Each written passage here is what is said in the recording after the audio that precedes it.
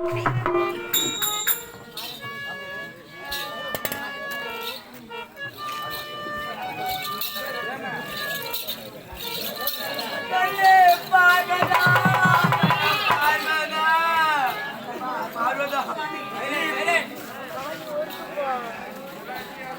பிச்சை எடுத்து கொடுத்தாயே, அந்த பிச்சை நான் ஒன்றாகிலும் என்னுடைய பசி தீரவில்லை. பார்த்தால் என்னுடைய பசி தீரவில்லை. எடி பார்வதா, பார்வதா, பார்வதா, இதற்கு மார்க்கம் தெரிய வேண்டும் என்றால் ஒரு உன்னுடைய அண்ணன் கண்ணன் வைகுந்த வாசன் இருக்கின்றாரே, அவரிடம் சென்றால் எதாவது மார்க்கம் இருக்கும் அல்லவா? அப்படி புறப்பட்டு வாடி பார்வதா, அந்த வைகுந்தோ போக வேணும், வைகுந்த வாசன வைகுந்தோ போக வேணும், வைகுந்த வாசனை பார்க்க வேணும், வைகுந்தோ போக வேணும், வைகுந்த வாசனை பார்க்க வேணும், வைகுந்தோ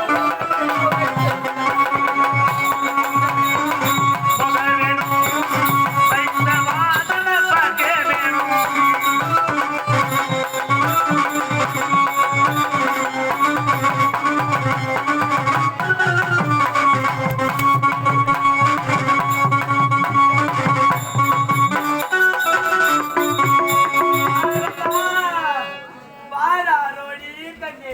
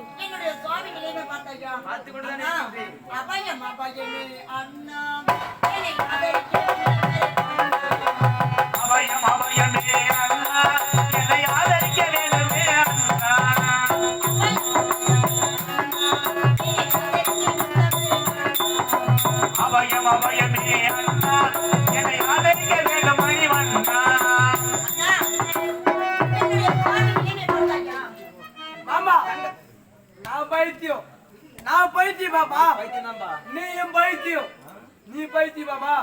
இங்க உக்காணிக்கிறாங்க பாரு, இவங்க எல்லாருமே பைத்தியம் மாமா, பைத்தியம். என்ன செய்வது தங்கா பார்வதா? மாமா என்னதுப்பா? மாமா என்னது? சாப்பிடு. என்னதுப்பா? வேணாமா? வேண்டாமா, நீ சாப்பிடுங்க. பார்வதா அண்ணா மாட்டாயா? வேணாமா? தங்கா பார்வதா பார்த்தாயா? இந்த சிவபெருமானிடத்திலே அந்த பிரம்ம கபாலம் கையில் சிக்கிக்கொண்டு மனிதனுடைய எலும்பை கடித்து கடித்து தின்னுகின்றார்.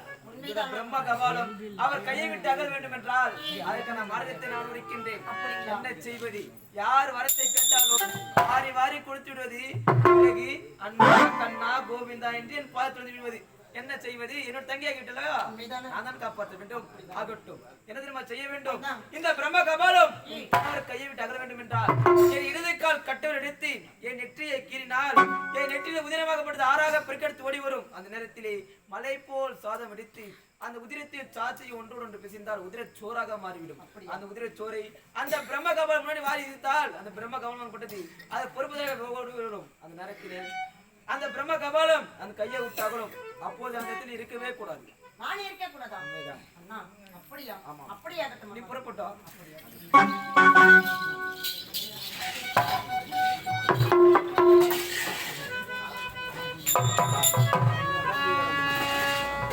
வைத்தியநாதன் மாமா குடித்து மாமா